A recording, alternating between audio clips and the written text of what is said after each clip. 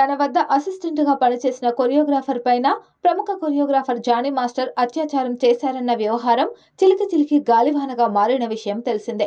లైంగిక ఆరోపణలు ఎదుర్కొంటున్న ప్రముఖ కొరియోగ్రాఫర్ జానీ మాస్టర్ కేసుపైన రాష్ట్ర వ్యాప్తంగా అనేక మంది రాజకీయ ప్రముఖులు, సినీ పరిశ్రమకు చెందిన ప్రముఖులు తమ స్పందన తెలియజేస్తున్నారు.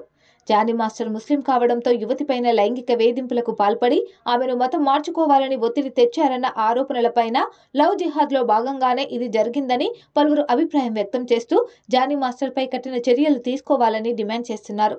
ముఖ్యంగా హిందూ సంఘాలు దీనిపైన తీవ్రంగా విరుచుకుపడుతున్నాయి.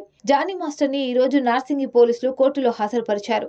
ఈ క్రమంలో కోర్టు ఆవరణలో జానీ మాస్టర్ మీడియాతో మాట్లాడుతూ కావాలనే తనను కుట్రపూరితంగా ఈ కేసులో ఇరికించారని ఆవేదన వ్యక్తం చేశారు. తాను కడిగిన ముత్యంలా నిజాయితీగా బయటకి వస్తానని ధీమా వ్యక్తం చేశారు. తనను టార్గెట్ చేసి ఇబ్బందులకు గురి చేసిన ఎవరిని వదిలిపెట్టేది లేదని, అందరికీ వడ్డీతో సహా చెల్లిస్తానని జానీ మాస్టర్ స్ట్రాంగ్ వార్నింగ్ ఇచ్చారు.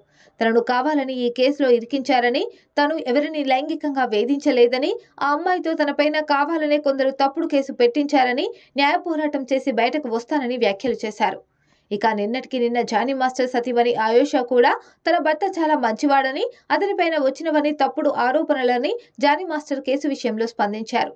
ఇటీవల నేషనల్ అవార్డు తీసుకున్న తన భర్తను ఇండస్ట్రీలో ఎదగకుండా చేసే కుట్రలో భాగంగా ఇలా తప్పుడు కేసులు పెట్టారని ఆరోపించారు. ఒకవేళ తన భర్త నిజంగానే తప్పు చేశాడని, ఎవరినైనా లైంగికంగా వేధించాడని నిరూపిస్తే తాను తన భర్తను వదిలేస్తానని కూడా ఆమె సంచలన వ్యాఖ్యలు చేశారు. కావాలని జానీ మాస్టర్ను ఇబ్బంది పెట్టాలని చూస్తున్నారని ఆమె మీడియా పైన అసహనం వ్యక్తం చేశారు. ఇదిలా ఉంటే నేడు జానీ మాస్టర్ను కోర్టులో పోలీసులు హాజరుపరచగా కోర్టు ఆయనకు 14 రోజుల రిమాండ్ విధిస్తూ తీర్పునిచ్చింది.